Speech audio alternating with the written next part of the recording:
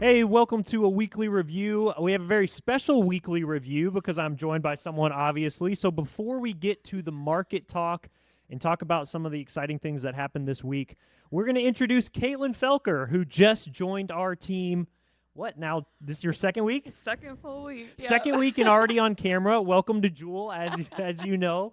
But I wanted to introduce her because it's been a great new addition that just joined our team. And I want to let you talk because you've already taken your CFP test. Yes. You moved to Lexington, and you and your husband just arrived here. You and your husband of 2 months. Yes. So tell us a little bit about yourself.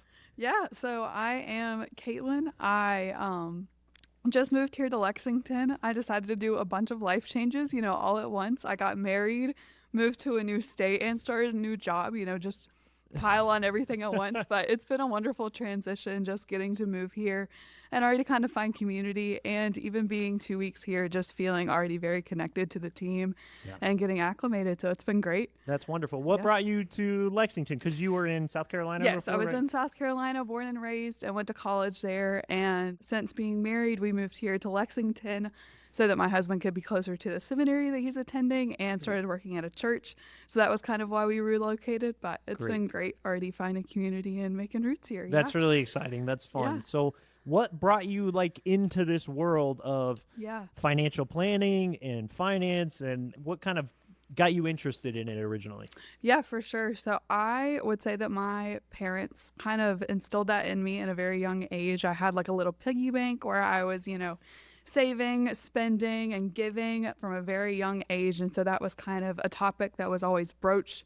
And my mom is a math teacher, my dad's in computers. So just very kind of analytical number family.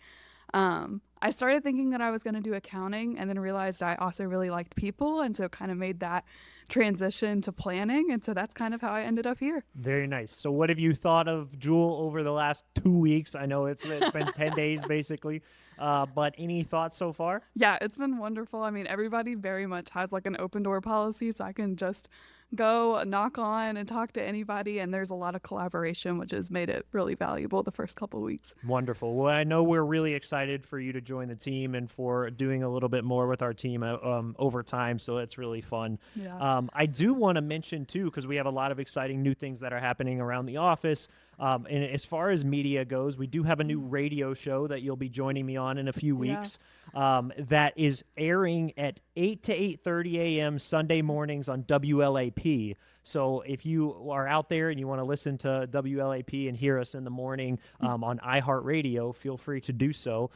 It's an exciting new show. I'm kind of hosting that and interviewing folks in our office. Last week, I interviewed Allie, talked with Quint this week, and Daniel the following week. So you can view those, again, Sunday mornings, 8 to 8:30 a.m. But we want to talk a little bit about markets, too. And I know, Katelyn, you focus on the planning side of things and helping people develop those plans and work with them. And you will work with a lot of our clients over time, helping me and advising with the whole team as we talk about planning. But I want to mention a little bit about the markets this week. Obviously, there was a lot of news headlines, and prayers are going out to the folks affected by all the news out there. But I think when we look at the markets for this week, the one thing that was moving that was the Oracle announcement that came out and their earnings report that they had. So Oracle is a company that's been in business a very, very long time, but just now has really reinvented themselves into the AI, artificial intelligence space. So they came out with their earnings report and effectively said their growth in AI when they're building the infrastructure, it's called cloud infrastructure, is growing by hundreds of percent since last year. So they're having these massive, massive boom in AI. And really what that shows is that this AI is here to stay. And it's going to be an unbelievable growth into the future. So although we've pulled back risk and we've reduced that for a number of reasons, there's a lot of positives in the market as well, and AI being at the forefront of those. In a company like Oracle, I think it's really interesting that they've reinvented themselves so much to be so focused on AI, and now are approaching or very close to a $1 trillion market cap company. The other thing that it kind of excites me when I think about that and think about these kind of stocks is you have exposure to it. If you own the market at all, if you own the S&P 500, you have exposure to Oracle. And that type of company that has been a large company, has been around for a very long time, but maybe didn't move markets as much, moved markets all week this week after their announcement on Wednesday. So you see that big move and transition that happens in a company like that, and that just kind of gets you really excited and interested, and you see a market cap that's growing, and the market cap weighted index that we have in our country of the S&P 500, now that company makes up a bigger portion of your portfolio. So although you may not know this, you own that Oracle, and now that it's growing, it's becoming a new leader in the space. And every time we have any kind of market change that happens, we see a transition for new leaders to emerge. So we know we've had the big 7 names, the Tesla, the Microsoft, the Apples, the Googles of the world, NVIDIA in recent years that have dominated the market and have risen all boats with the market.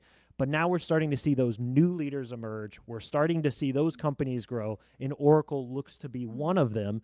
And those folks out there that own S&P 500, you have exposure to it. So I think that's really exciting and kind of fun. And I know you're probably like, okay. And some of the folks listening are probably the same way. But I just think it's really cool and fascinating that those new companies that emerge, we own them and we can participate in that growth, even if you don't just own the company Oracle. So we hope everybody out there has a great and wonderful weekend. We'll talk again with you soon. Have a good one.